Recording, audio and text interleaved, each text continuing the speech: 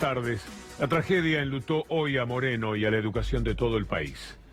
Algo tremendo que ocurrió en las primeras horas y que provocó la muerte de una directora de 48 años y el portero de la escuela cuando entraron y explotó la garrafa con la cual habían tenido problemas durante todos esos días. Hasta en el barrio se sentía el olor a gas. Habían hecho denuncias, habían pedido ayuda. El miércoles la propia directora, la vicedirectora, había estado esperando hasta última hora. La ayuda no llegó, porque no hay ayuda para los más vulnerables, porque la educación no importa. Esta maestra se murió pensando que se recibió de maestra y que luchó como maestra sin que nadie entendiese desde la política en este tiempo cuál es la realidad de la vida de los maestros. Dedicó su vida a la docencia, muere a los 48 años en la escuela, como una especie de dolorosa metáfora de toda su vida. Le arrancó esa vida todo lo que no se hace por la educación. No solamente es el tema de las paritarias, el desprecio por los maestros, sino también el desprecio por la escuela pública en sí misma y por los chicos. 500 chicos pudieron haber sido amenazados por esta situación hoy si hubieran entrado antes que la maestra. Llegaron 20 minutos después. Cientos de ellos podrían haber muerto en este hecho que enluta a todo el país, pero particularmente a la educación. Han transcurrido varias horas y la gobernadora de la provincia de Buenos Aires, María Eugenia Vidal, todavía no ha dicho "esta boca es mía". ¿Dónde está la señora de los timbreos? ¿Dónde está la persona que muy rápidamente encuentra a quien echarle la culpa cuando se siente encerrada por alguna acusación, como la de los aportantes truchos? Todavía no sabemos nada y han pasado muchas horas. En cambio, sí se pudo hablar temprano con un representante de SUTEBA, de la propia localidad de Moreno, expresando ya en aquel momento su indignación. En primer lugar, el Consejo Escolar de Moreno, que en este momento está a cargo de un interventor que se llama Sebastián Nasif, que son los primeros en tener que acudir a este tipo de reparaciones inmediatas. Y después el gobierno de la provincia de Buenos Aires, que es el que está a cargo del mantenimiento de las escuelas de toda la provincia. En Moreno tenemos abandonadas, literalmente abandonadas las escuelas de nuestro distrito. Es la voz de Pablo Fernández. Más tarde llegó Roberto Baradel, en medio de un dolor que no se podía manejar. Estaba devastado por lo que había ocurrido, porque naturalmente conoce a la maestra, conoce la escuela número 49, Nicolás Avellaneda, y además estaba aterrorizado de lo que pudo haber sucedido con los chicos. Finalmente, la maestra y el portero salvaron la vida de decenas o de cientos de chicos que podrían haber sido las víctimas si estaban dentro de la escuela cuando se produjo la explosión. Baradel devastado. Nosotros hicimos un carpetazo hace un mes y medio, lo llevamos a la legislatura, se lo llevamos a Santesini, estaba esta escuela, estaba con problemas de gas, lo habíamos denunciado. Cada uno de los reportajes que me han hecho todo este tiempo, yo he dicho que hay una situación de abandono y de desidia en las escuelas, y no nos escucharon. Esto es lo que sobre el ministro de Trabajo señaló Baradel, pero sobre todas las responsabilidades habló el principal dirigente de SUTEBA. El sinvergüenza del ministro de Trabajo, porque no le cabe otra denominación, envía inspectores a las escuelas a apretar a los docentes para que no hagan paro y no es capaz de enviar un solo inspector para velar por las condiciones de seguridad de las escuelas. Así que quisiera saber con qué cara la gobernadora de la provincia de Buenos Aires, el ministro de Trabajo, el director general de Cultura y Educación les explica a las familias esto, ¿no? Una cosa que se podía haber evitado. Es muy probable que María Eugenia Vidal esta noche o mañana en uno de los programas y canales que sostiene con muchísimo dinero salga para dar explicaciones, pero todavía está atribulada por los hechos y no ha sido capaz, evidentemente, de pronunciarse públicamente sobre este episodio. Quien sí lo hizo, y la menciona, por cierto, es el director de la escuela, que está de licencia. Se juntan en esta escuela número 49 los episodios de violencia que se viven en el conurbano cada día, a cada hora, con esta desgracia tremenda. El director de la escuela, conmocionado, dijo: hago responsable a la gobernadora. Él estaba de licencia porque fue atacado a balazos en la puerta de la escuela. Aquí está todo el detalle. El director de la escuela número 49 se encuentra de licencia porque le dispararon 2 tiros en la puerta de la escuela. Hoy se acercó hasta el lugar para interiorizarse sobre lo sucedido. Habla de la maestra Sandra Calderaro, era mi compañera. Con ella nos pusimos la escuela al hombro. Hablan de salarios, que somos vagos, que no queremos dar clases. En 30 años de servicio prácticamente no falté nunca. Los docentes de esta escuela faltan muy poco y tenemos mínimas condiciones de trabajo. Y luego termina diciendo, hago responsable de lo que pasó a la gobernadora María Eugenia Vidal. ¿Y dónde, si no?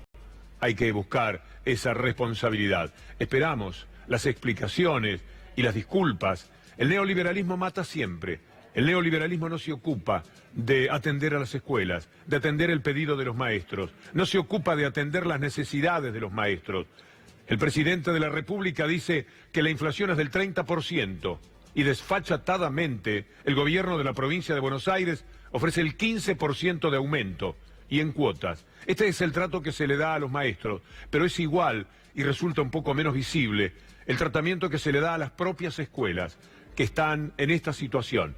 Esta escuela tiene que tener una garrafa porque no puede pasarse al gas, porque no hay manera, porque todavía hay un gran sector de la población que no tiene gas, y esto se relaciona con lo que vamos a ver más adelante del ministro de Energía, el impagable, impresentable Iguacel, que dice que hay que pasarse el gas.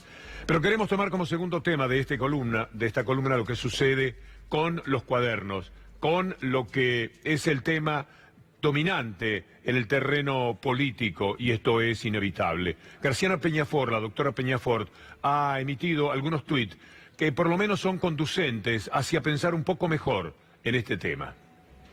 Hay mucha gente detenida basada en unos cuadernos que no han sido peritadas. Los jueces no hacen esto sin el guiño del gobierno. Es una cuestión sobre Centeno, fue militar, y no por ser militar, sino que fue militar exonerado. A mí me hace pensar, eso es un perfil muy adecuado a un servicio. Esto es lo que dice Graciana Peñafort. Jorge Asís, un conocido, muy destacado colega, hoy también emitió un tuit hablando de lo que nosotros decíamos ayer en el comienzo de nuestro editorial. Desatada la campaña electoral más brutal. ¿A quién le ganaron? Nos vienen con Amorín y el Destape, les tiramos con Bonadío y La Nación. La mafia del bien. Ampliaremos, dice Jorge Asís, que habla justamente de que ayer se lanzó la campaña electoral. Fueron nuestras palabras, tomadas inmediatamente por la gente de Mañeto, para ver si provoca algún tipo de daño, para estigmatizar como siempre.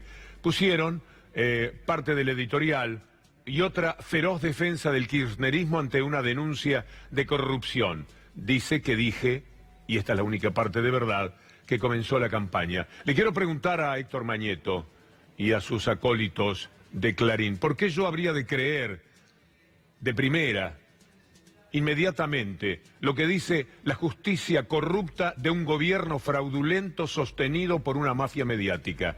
¿Por qué tengo que creerle de inmediato? ¿Por qué no presentar dudas y sospechas como existen sobre la personalidad y sobre la historia de lo que ha hecho el hombre de los cuadernos? Puede que sea cierto, y si es cierto, bien que lo diremos como corresponde. Y no nos ocultaremos como ellos, que cuando quieren ocultar algo se ponen 8 horas a mirar la luna. Le entregan al país una luna roja mientras el país se cae a pedazos. Eso es lo que no hacemos, Mañeto. Por eso es que podemos decir ahora que puede perfectamente esto estar instalado en la campaña electoral, porque ni Bonadío ni Stornelli son confiables, son suyos, son de Macri, son de una justicia absolutamente corrupta y que se ha disparado hacia un lugar de donde ya no tiene retorno. Por eso nos permitimos decir que en medio de todo lo que se estaba diciendo de los aportantes truchos, y cuando el país económicamente se le cae a pedazos al gobierno, aparece este tema de los cuadernos. Puede que sea verdad, y me verá Mañeto decirlo como corresponde. Nosotros no nos ocultamos detrás de una luna roja para no decir lo que pasa en la República Argentina. Lo que pasa no siempre lo vemos porque no siempre ocurre aquí. Hay que recordar lo que mencionábamos sobre la campaña internacional a través de Facebook, hecha justamente contra el kirchnerismo que tanto preocupa a este señor de los medios de comunicación. Escuchen ustedes lo que, no en la Argentina, sino los medios internacionales dicen sobre la campaña de Cambridge Analytica, directamente dirigida a través de Facebook contra el kirchnerismo.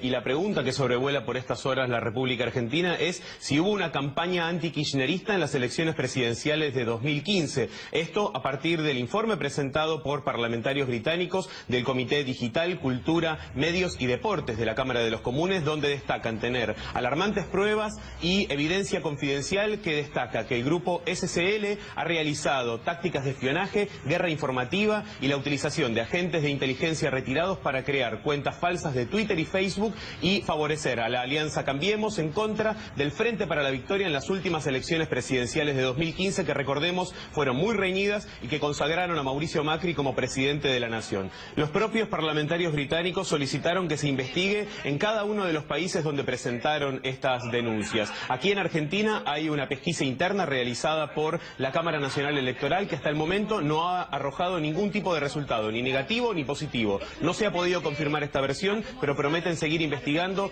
claro, de cara a las elecciones presidenciales del año que viene, donde también se pondrá en juego el tipo de campaña que se haga en las redes sociales. El tema ya es internacional, pero Marcos Peña, mano a mano con Leopoldo Moró, es capaz de negarlo. El comité vio evidencia confidencial, un resumen de la reunión gerencial del 27 de mayo en relación a la campaña anti-Kirchner en Argentina, describiendo el documento que tiene en su poder la comisión y que nos ha hecho llegar. Gran empeño en recopilación de inteligencia de proximidad, guerra de información y uso de funcionarios retirados, en la transcripción dice le hace como jubilados, de agencias de inteligencia y seguridad de Israel, Estados Unidos, Reino Unido y España. Y la creación de cuentas falsas de Facebook y Twitter para acompañar la campaña anti-Kirchner. Y la respuesta de Peña negándolo absolutamente todo como siempre. Pero hablemos un poco más de lo que pasa ahora sí en el país. Caída vertical de la industria. Ya en mayo había caído más del 4%, ahora en junio el 8,1%. Esto es lo que pasa en el país. Esta es la realidad. Más allá de los cuadernos y de cualquier cosa que nos distraiga para ver si no nos damos cuenta de lo que está sucediendo en el terreno económico y consecuentemente político en la Argentina, porque todo esto estaba llevando a un desastre electoral inmediato al gobierno. Tratan de revertirlo con situaciones como las que se plantea desde lo mediático y desde una justicia que es lo suficientemente corrupta como para tomar todo lo que dice con pinzas. Y además está el tema de las tarifas. 8,1% menos la industria, pero esto se da la mano con que la energía está en crisis. Y eso que hay que darle energía a mucho menos gente. Se trabaja con el 60% de la capacidad industrial hoy día en la República Argentina. Se han caído miles de pymes, miles de empresas a las que no hay que darles electricidad. Por lo tanto, habría más y tendría que resultar más barata si hay más electricidad, por lo menos eso tendría que bajar, pero no, sube permanentemente, el 28, el 30%, y próximamente subirá más, y algún aumento se lo tienen que guardar para enero, porque saben que ya es absolutamente insoportable lo que sucede. Eso sí, brevemente les recuerdo lo que fue capaz de decir el ministro de Energía. El ministro de Energía de la Argentina va a decirle al país que tiene un 40% con garrafas, que se pasen de la electricidad al gas. Facturas de 4.000 pesos, 8.000 pesos sí las hay. Y acá hay una recomendación importante que quiero hacer, que es la siguiente. Aquellos que tengan calefacción eléctrica, la recomendación es disminuirla al mínimo posible y con el tiempo empezar a pasar. En ningún país del mundo que hay gas natural y potencial de recursos se promueve el uso de la calefacción eléctrica. Pero aquellos que cayeron en la trampa, sepan que eso es muy costoso, muy ineficiente, y si le viene una factura de 4.000 pesos, no está mal la factura esa. Este cínico del ministro vuelve a hablar exactamente de lo mismo, mintiéndole a la gente, que estos muchachos empujan a la gente según la conveniencia monetaria, pero no en la conveniencia del usuario, de los seres humanos. Esta gente miente a cada paso, no le explica la verdad a la gente porque no les está contando que a pesar del consumo que usted tiene, no le van a descontar si usted gasta menos que el año pasado porque es hasta 30% el gasto para el descuento. Y Guasel también le miente a la gente con el tema del gas porque abrieron las exportaciones del gas, ahora estamos importando y lo que están en este momento haciendo es un show, una mise-en-scène para continuar saqueando. La palabra de Osvaldo Bassano, de ADUC, refutando, por supuesto, no le es nada difícil hacerlo con su conocimiento a Iguacel, uno de los CEOs de los hombres preferidos de Mauricio Macri. Hay unos cuantos, uno de ellos es el actual presidente de Aerolíneas. Le queremos mostrar brevemente, solo como recordatorio, lo que fue capaz de decir el león que se come a la cría, el tipo que viene y echa gente para mostrar que él es el que manda y que él es el poder. De esto son capaces los seguidores de Mauricio Macri. La semana esa en la que echamos tanta gente fue bestial. El tomar esas decisiones y echar amigos, a gente que me decía, no me podés hacer esto vos a mí, gente con la que habíamos empezado la empresa de cero, fue realmente terrible. Pero fue un aprendizaje, creo que me hizo más duro, y así como fui a parar a Venezuela. Y muchas veces me tocó decir, bueno, detectar rápidamente quién iba a seguir conmigo y quién no iba a seguir conmigo. El más capaz, si no está comprometido y no sigue, y no es parte de la comunicación y no está comprometido, desaparece. Por tanto, no está escrito, o no me gusta escribirlo, pero cuando yo llegué a Venezuela, 20 directores y vicepresidentes volaron la primera semana. A partir de ahí, todo el mundo sabía quién mandaba. Yo siempre digo esto, y lo digo en otros ámbitos, lo voy a decir acá porque somos pocos. En la naturaleza esto ocurre, el león se presenta para mandar y mata a la cría. Y es lo que hacen. Son los preferidos de Mauricio Macri, son lo mismo, cada uno de ellos es igual. Veamos a Macri con uno de los hombres que más le agrada de ese mundo de CEOs, Marcos Galperín. Ahí está Mauricio Macri con uno de sus preferidos. ¿Lo tenemos hablando de él? Sí, adelante. A este momento tan importante para esta familia que es Mercado Libre. Yo quiero destacar este ejemplo de Marcos, sus socios, su equipo. Así que felicitaciones Mercado Libre y espero que sea una inspiración para tantos jóvenes que hoy están pensando cómo poner en marcha una idea que ayude y contribuya a esa Argentina que todos soñamos. Macri los prefiere porque si él quiso pasar con el correo en 70.000 millones de pesos a la población, Marcos Galperín tenía un problema que le planteaba Abad cuando Abad dirigía la AFIP. Y vaya uno a saber si no fue esto lo que le costó la cabeza a Abad. Abad le reclamaba a Marcos Galperín 500 millones de pesos de impuestos. Discutieron y Macri laudó a favor de quién. ¿A favor de quién lo iba a hacer? ¿Y quién es ese quién que favorece Macri? ¿Cómo habla? ¿Cómo se expresa? ¿Qué piensa del trabajo y del trabajador este hombre del neoliberalismo? Muchas veces me hacen preguntas de emprendedurismo, de vida, etcétera. Yo les diría, si realmente están, su prioridad número uno de su trabajo en Mercado Libre es el sueldo y les molesta que el aumento fue del 5% versus el 6 o el 8%, probablemente, o te diría, seguramente Mercado Libre no es el lugar para ustedes. ¿Okay? Acá queremos gente que esté trabajando porque le fascina lo que hace, le encantan los desafíos, las posibilidades de crecer, entiende que estamos construyendo una empresa única que hasta ahora no sucedió nunca en América. Si quieren más del 5%, este no es el lugar de ustedes, están afuera de todo proyecto. Así se manejan, así son gente fuerte que tienen mucho manejo porque los que regulan lo hacen para ellos. Si tienen una dificultad, si tienen 500 millones de pesos en discusión con la AFIP, que se vaya el de la AFIP y que se quede el hombre que en el mundo empresario, en la mente de Macri, es excelente si se trata de quitarle al Estado lo que le corresponde al Estado, entendiendo por el Estado lo que somos todos nosotros. Todos nosotros somos también Telam en estos días. La gente de Telam hizo una movida en todo el país. Fue muy emocionante, lo es cada día de lucha de nuestros colegas, de nuestros compañeros. En cada lugar de la República Argentina se reprodujeron las fotos de la pelea de los empleados de Telam para que vuelvan los 357 compañeros que han sido despedidos.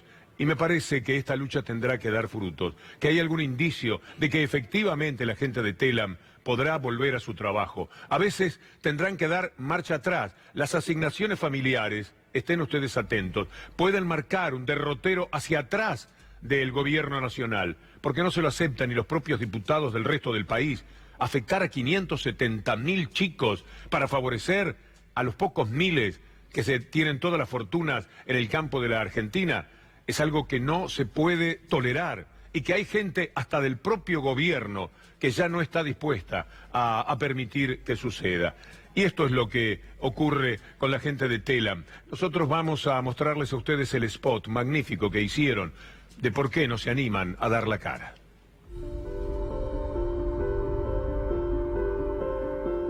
Bueno, se transformó la agencia en una usina de propaganda partidaria.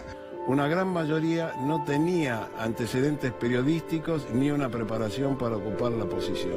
Como siempre en estas cuestiones, los lobos se disfrazan de corderos. Un núcleo muy importante prefirió mantener sus posiciones ideológicas.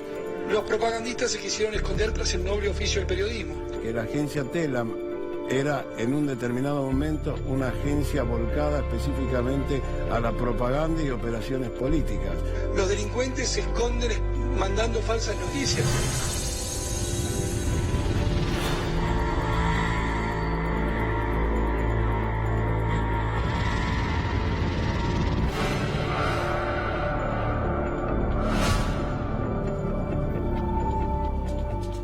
No a los despidos en Telam. Este fin de semana se puede estar junto a los compañeros de Telam. Este sábado, desde las 2 de la tarde, muchos músicos, amigos, gente muy conocida y muy valiosa, pidiendo la reincorporación ya de los despedidos. Músicos por Telam, este sábado a las 2 de la tarde en Belgrano y Defensa.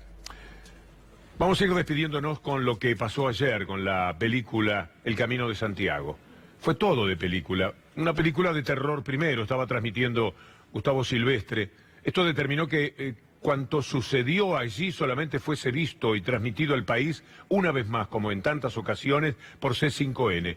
Aparecieron forajidos, infiltrados, gente que agredió las instalaciones y las personas que estaban cerca de estos lugares donde provocaron los destrozos en el ND Ateneo, el lugar donde se iba a presentar la película de Tristán Bauer. Un ataque desalmado que promovió que además la cobertura de Gustavo Silvestre tuviese que extenderse con el doctor Darío Villarruel hacia estudios, porque simultáneamente anunciaron que había una bomba en C5N, todo para que no se transmitiese lo que estaba ocurriendo en esos momentos en el teatro. Todo tiene que ver con este tiempo de enorme violencia, siempre disparado por los sectores de la derecha, por los sectores vinculados al gobierno. Muchos piensan que una vez más se trata de aquellos infiltrados que se metían a nombre del Ministerio de Seguridad para provocar desmanes en los momentos en los cuales la gente se reunía, por ejemplo, en la Plaza de Mayo. Después de la amenaza de bomba, allí están en nuestros estudios de C5N,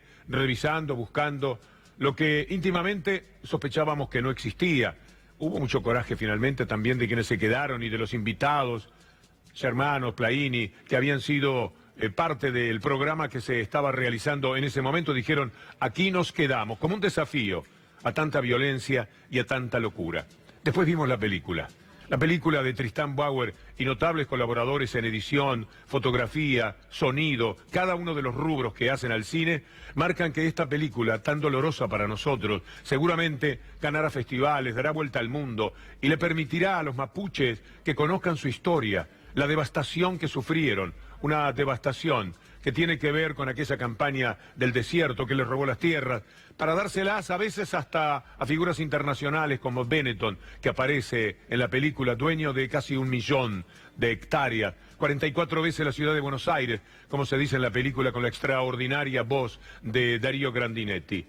La película es maravillosa, pero duele tanto que cuesta manejarse en esos términos para mencionar el estremecedor paisaje de la Patagonia, el poder ver cómo es el río Chubut y su relación con la ruta, el poder ver cuál es la historia de Maldonado en los tiempos próximos a su muerte, conocer la lucha de los mapuches, acercarnos a esa topografía que a veces parece hostil, pero que en el fondo tiene una inclaudicable belleza.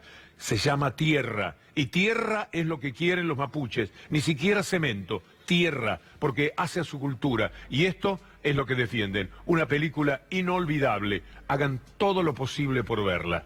Y queremos despedirnos reflexionando como siempre sobre el estado de la justicia. Anoche en General Roca, por el asesinato de un joven Daniel Solano. Daniel Solano era un muchacho de 20 años que fue a trabajar al sur, que fue a buscar en las zafras de las recogidas de frutas una posibilidad mejor para su vida.